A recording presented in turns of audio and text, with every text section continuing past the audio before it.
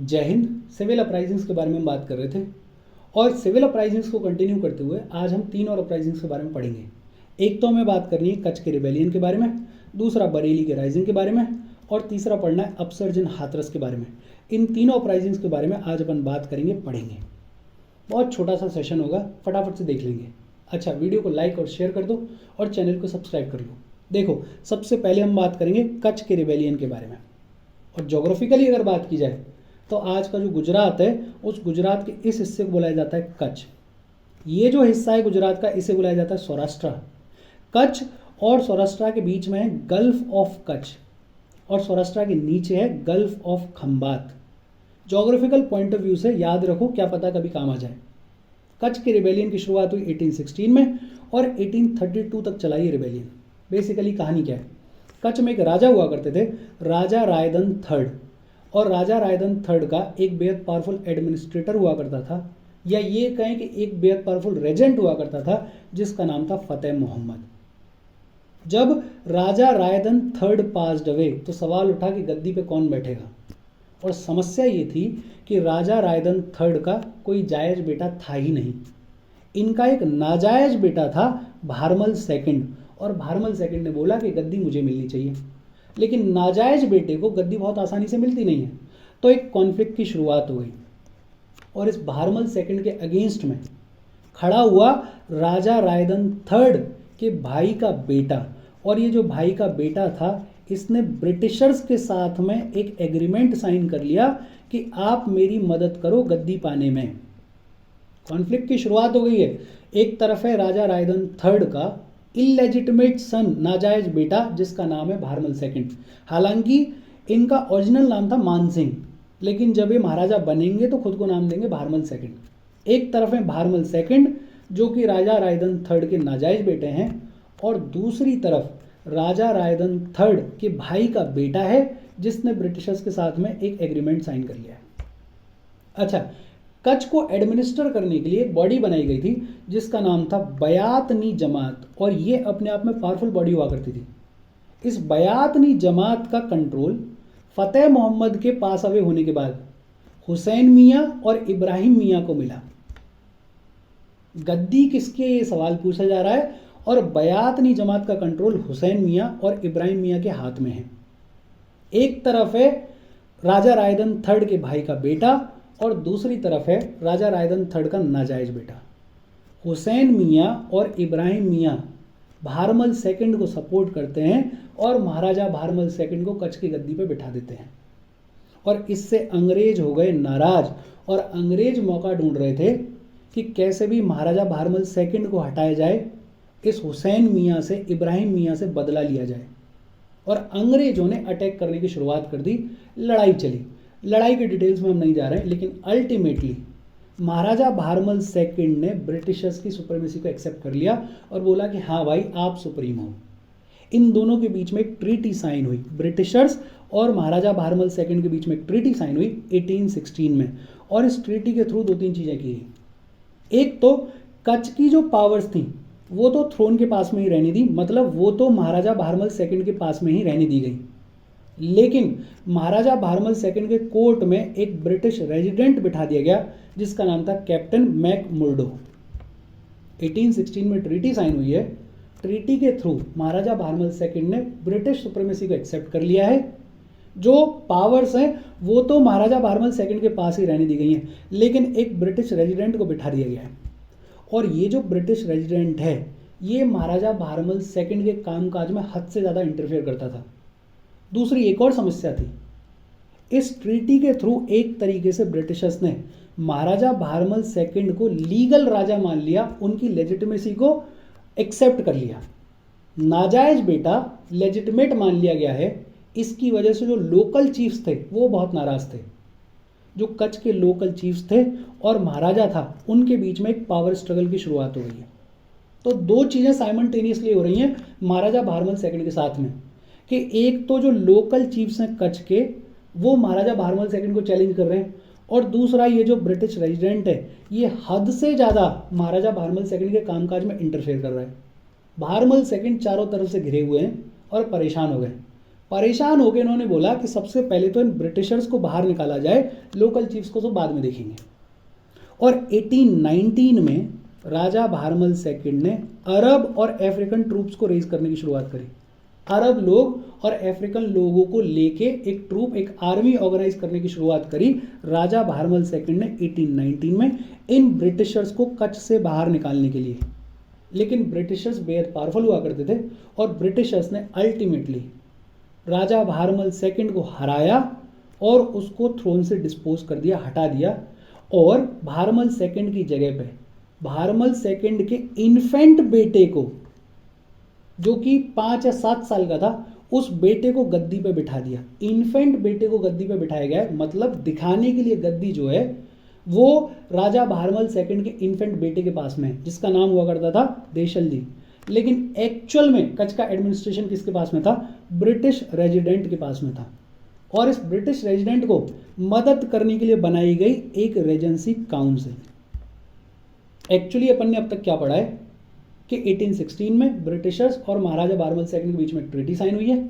इस ट्रीटी के थ्रू महाराजा भारमल सेकंड ने ब्रिटिश सुप्रीमेसी को एक्सेप्ट कर लिया है। जो पावर्स है वो तो रहने दी गई है महाराजा भारमल सेकंड के पास में, लेकिन एक ब्रिटिश रेजिडेंट भी भेज दिया गया है भारमल सेकंड के कोर्ट में, जो कि हद से ज़्यादा इंटरफेयर कर रहा है कामकाज में। लोकल चीफ्स के साथ में अलग प्रॉब्लम चल रहा है भारमल सेकंड का। भारमल सेकंड परेशान हो गए और 1819 में इन्होंने डिसाइड किया कि पहले ब्रिटिशर्स को बाहर निकाला जाए। और भारमल सेकंड ने अरब और अफ्रीकन ट्रूप्स को रेज करने की शुरुआत करी। लेकिन ब्रिटिशर्स ने भारमल सेकंड को हरा दिया और उसको गद्दी से हटा के भारमल सेकंड के इन्फेंट बेटे को दिखाने के लिए गद्दी के ऊपर बिठा दिया। लेकिन एक्चुअल में एडमिनिस्ट्रेशन किसके हाथ में था? ब्रिटिश रेजिडेंट के हाथ में, जिसकी हेल्प की जा रही थी रेजेंसी काउंसिल के द्वारा। इस रेजेंसी काउंसिल ने कुछ एडमिनिस्ट्रेटिव चेंजेस करने की शुरुआत करी कच्छ के एरिया में, जिसकी वजह से जो लोकल लोग थे, जो लोकल चीफ थे, वो परेशान हो गए, वो नाराज हो गए। और कुछ लोकल चीफ्स ने रिबेलियन करने की शुरुआत करी ब्रिटिशर्स के अगेंस्ट में। इनफैक्ट इन लोकल चीफ्स ने भारमल सेकंड को रिस्टोर करने की भी डिमांड की कि भारमल सेकंड को वापस से राजा बनाया जाए, ये डिमांड भी की। ब्रिटिशर्स ने पूरी कोशिश की कि कैसे भी ये रिबेलियन सप्रेस हो जाए, खत्म हो जाए, लेकिन ब्रिटिशर्स फेल हो गए। इनकी जो मिलिट्री है वो फेल हो गई। फिर अल्टीमेटली ब्रिटिशर्स ने मजबूरी में कॉन्सिलेटरी पॉलिसी फॉलो करी, मतलब बातचीत की पॉलिसी फॉलो करी इस कच्छ के रिबेलियन को सप्रेस करने के लिए। बहुत सिंपल सी बातचीत है। इसके बाद बात आती है राइजिंग एट बरेली। और बरेली अपने को पता है आज का जो यूपी है, यूपी के इस हिस्से में कहीं लाया करता है बरेली। और बरेली में राइजिंग शुरू हुई 1816 में, लेकिन बरेली की राइजिंग की कहानी की शुरुआत हुई 1801 में। ये सब हमने पढ़ा हुआ है, हमने ये देखा हुआ है कि एक पॉइंट ऑफ टाइम पे अवध जो है वो बेहद पावरफुल किंगडम हुआ करता था। लेकिन 1801 में अवध के ऊपर इम्पोज कर दी गई थी सब्सिडरी अलायंस, और सब्सिडरी अलायंस की जो कंडीशंस हुआ करती थी वो बेहद हार्श हुआ करती थी। 1801 में जब अवध के ऊपर सब्सिडरी अलायंस इम्पोज की गई, तो उसके बाद ब्रिटिशर्स ने अवध के नवाब से उल्टा सीधा रेवेन्यू डिमांड करने की शुरुआत करी। और इतना रेवेन्यू अवध के नवाब के पास में आए कहाँ से? तो नवाब परेशान हो गया, दुखी हो गया, और दुखी होकर अवध के नवाब सादत अली खान ने 10 नवंबर 1801 को रोहिलखंड का कंट्रोल दे दिया ईस्ट इंडिया कंपनी को। ये जो ग्रीन वाला एरिया है, इस रोहिलखंड का कंट्रोल सादत अली खान ने ईस्ट इंडिया कंपनी को दे दिया। और ईस्ट इंडिया कंपनी के बारे में हम जानते हैं, इसका सोल मोटिव हुआ करता था किसी भी रीजन से ज़्यादा पैसा, ज़्यादा से ज़्यादा प्रॉफिट एक्सट्रैक्ट करना। जब रोहिलखंड का कंट्रोल ईस्ट इंडिया कंपनी को मिला, तो यहाँ भी ईस्ट इंडिया कंपनी ने रेवेन्यू एक्सट्रैक्शन की शुरुआत करी और यहाँ इम्पोज किया गया पुलिस टैक्स। और जब भी कोई नया टैक्स लगाया जाता है, लोकल जनता दुखी होती है। जब पुलिस टैक्स लगाया गया तो लोकल्स ने इसके अगेंस्ट में आवाज़ उठाई, इसके अगेंस्ट में रिबेल करने की शुरुआत करी। और इसी आवाज़ उठाने के दौरान एक मुफ्ती हुआ करते थे जिनका नाम था मुफ्ती मोहम्मद आइवाज़। मुफ्ती मोहम्मद आइवाज़ ने इस पुलिस टैक्स के अगेंस्ट में मजिस्ट्रेट के सामने एक पेटिशन फाइल करी इन मार्च 1816। और क्योंकि मुफ्ती जो कि एक रिलीजियस लीडर है, उसने पेटिशन फाइल करी है, तो इस पूरे कॉज को एक रिलीजियस एंगल भी मिल गया। लेकिन बात ज़्यादा तब बढ़ी जब इस पुलिस टैक्स के कलेक्शन के दौरान पुलिस ने एक विमेन को इंजर्ड कर दिया, एक औरत को इंजर्ड कर दिया। और जैसे ही औरत को इंजर्ड किया गया तो पुलिस और मुफ्ती के फॉलोअर्स के बीच में क्लैशेस की शुरुआत हो गई। मुफ्ती जो कि एक रिलीजियस लीडर हुआ करता था, उसके आसपास जितने भी फॉलोअर्स थे वो सब आए। सारे आसपास के मुस्लिम्स, जैसे पीलीभीत के मुस्लिम्स, जैसे शाहजहानपुर के मुस्लिम्स, जैसे रामपुर के मुस्लिम्स, इन्होंने आर्म्ड रिवेलियन की शुरुआत करी, गोली बंदूक के साथ में लड़ाई लड़ने की शुरुआत करी। और इसी आर्म्ड रिवेलियन के दौरान अप्रैल 1816 में बरेली प्रोविंशियल कोर्ट के जज जिनका नाम था लेचेस्टर, उनके बेटे को मर्डर कर दिया गया, उनके बेटे को मार दिया गया बाय दी रिबेल्स। अब बरेली प्रोविंशियल कोर्ट के जज के बेटे को मारा है रिबेल्स ने, मतलब सीधे सीधे अथॉरिटी को अटैक कर दिया है। तो ब्रिटिशर्स ने मिलिट्री भेजी और इस मिलिट्री ने बड़ा ब्रूचली 300 से ज़्यादा रिबेल्स को मारा और बरेली की इस राइजिंग को अल्टीमेटली सप्रेस कर दिया, दबा दिया, खत्म कर दिया। बहुत बेसिक सी बातचीत है। अभी तक अपन ने क्या बात करी दोबारा देख लेते हैं। देखो, कच्छ का रिवेलियन 1816 में एक ट्रीटी साइन हुई ब्रिटिशर्स और महाराजा बहरमल सेकंड के बीच में। जो पावर्स थी वो तो रहने दी गई महाराजा बहरमल सेकंड के पास में, लेकिन एक ब्रिटिश रेजिडेंट रख दिया गया उनके कोर्ट में। लोकल चीफ्स के साथ में महाराजा बहरमल सेकंड की अपनी समस्या चली रही थी, वो अपन ने समझी थी। और ये जो ब्रिटिश रेजिडेंट है ये हद से ज़्यादा इंटरफेयर कर रहा था। तो बहरमल सेकंड परेशान हो गए और इन्होंने डिसाइड किया कि पहले ब्रिटिशर्स को निकाला जाए। 1819 में इन्होंने अरब और अफ्रीकन ट्रूप्स को रेज करने की शुरुआत करी ब्रिटिशर्स को बाहर निकालने के लिए, लेकिन अल्टीमेटली ब्रिटिशर्स ने बहरमल सेकंड को हरा दिया और गद्दी से हटा के बहरमल सेकंड के इन्फेंट बेटे को गद्दी पर बिठा दिया दिखाने के लिए। कब किया गया ये? 25 मार्च 1819 को। लेकिन इन्फेंट बेटा दिखाने के लिए बिठाए गए, एक्चुअल में पावर किसके पास में? ब्रिटिश रेजिडेंट के पास में है। इसकी हेल्प करने के लिए एक रेजेंसी काउंसिल भी बनाई गई।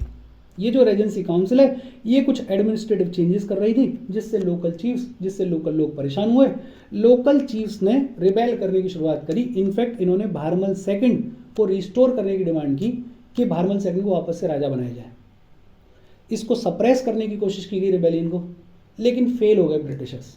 मिलिट्री ऑपरेशन जब फेल हो गया तो फिर ब्रिटिशर्स ने फॉलो करी कॉन्सिलेटरी पॉलिसी, मतलब बातचीत के थ्रू इस रिबेलियन को सप्रेस किया गया।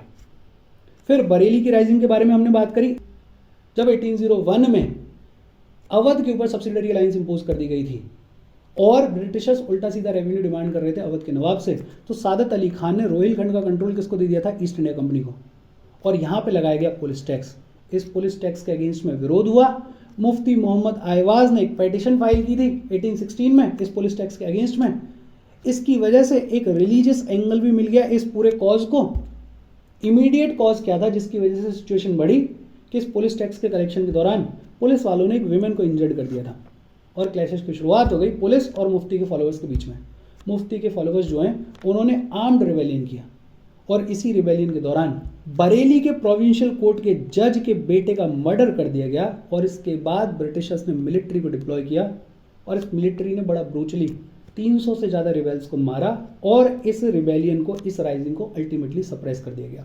इसके बाद बात आती है अपसर्ज इन हाथरस, और हाथरस में अपराइजिंग हुई 1817 में। और अगर आप न्यूज़ को फॉलो कर रहे हो तो अभी कुछ सालों पहले हाथरस खूब न्यूज़ में रहा था और अनफॉर्चुनेट इंसिडेंट के लिए हाथरस न्यूज़ में रहा था। आज का जो यूपी है, यूपी में ये वाला जो हिस्सा है इसे बुलाया जाता है हाथरस। हाथरस की बेसिक कहानी क्या है? एक बड़ा इन्फ्लुएंशियल, एक बड़ा पावरफुल तालुकदार हुआ करता था जिसका नाम था दयाराम। इस दयाराम का बड़ा इन्फ्लुएंस था हाथरस के फोर्ट में। ये बड़ा पावरफुल तालुकदार हुआ करता था। अंग्रेज लोगों ने दयाराम के साथ में हाथरस के स्टेट को लेकर, हाथरस की ज़मीन को लेकर एक सेटलमेंट कंक्लूड किया, एक एग्रीमेंट कंक्लूड किया। और जैसा कि हमेशा होता आया था, एग्रीमेंट साइन हो गया, लेकिन बाद में अंग्रेज लोगों ने दयाराम से हाई रेवेन्यूज डिमांड करने की शुरुआत करी। हाई रेवेन्यू दयाराम कहाँ से लेकर आए? तो दयाराम ने रिफ्यूज कर दिया। इनफैक्ट दयाराम ने एंटी ब्रिटिश एक्टिविटीज में पार्टिसिपेट करने की शुरुआत करी। जैसे जितने भी ब्रिटिश फ्यूजिटिव्स हुआ करते थे, जितने भी गवर्नमेंट के फ्यूजिटिव्स हुआ करते थे, उनको दयाराम ने शरण देने की शुरुआत करी, रिफ्यूज देने की शुरुआत करी। जब दयाराम ने ओपनली ब्रिटिश अथॉरिटीज़ को डिफाई करने की शुरुआत कर दी तो कंपनी ने एक लंबी चौड़ी आर्मी भेजी हाथरस को अटैक करने के लिए इन फरवरी 1817। और इस आर्मी के अगेंस्ट में दयाराम ने बड़ा ब्रेवली लड़ाई लड़ी और बच के भाग गया। बट दयाराम जो है वो एजेड आदमी था, बुढ़ा आदमी था। दयाराम को भी समझ में आ रहा था कि बुढ़ापे में कहाँ भागता फिरूंगा। तो अल्टीमेटली दयाराम ने ब्रिटिशर्स के साथ में एक कॉम्प्रोमाइज़ रीच किया और उस कॉम्प्रोमाइज़ के तहत दयाराम वापस से हाथरस आ गया और इसको बदले में ब्रिटिशर्स ने पेंशन देना शुरू कर दिया। और बड़ा सिंपली ये जो दयाराम का रिबेलियन था, अपसर्स था, इसको ख़त्म कर दिया गया बातचीत के थ्रू। एक और इसी एरिया में आदमी था जिसने रिबेल करने की शुरुआत करी थी, जिसका नाम था भगवंत सिंह, जो कि मुरसान का राजा था। लेकिन भगवंत सिंह का भी जो रिबेलियन है कोई बहुत बड़ा रिबेलियन नहीं था, इसको बड़ा इजीली गवर्नमेंट ने सप्रेस कर दिया और ख़त्म कर दिया। एक्चुअल में अगर बोला जाए तो हाथरस का अपसर्ज और ये जो बरेली की राइजिंग है ये बहुत ज़्यादा इंपॉर्टेंट है नहीं, कच्छ का रिबेलियन इंपॉर्टेंट है। लेकिन हाँ, बुक में दे रखें तो अपन ने बात कर ली है। फिर भी कोई डाउट हो तो please comment. Thank you very much.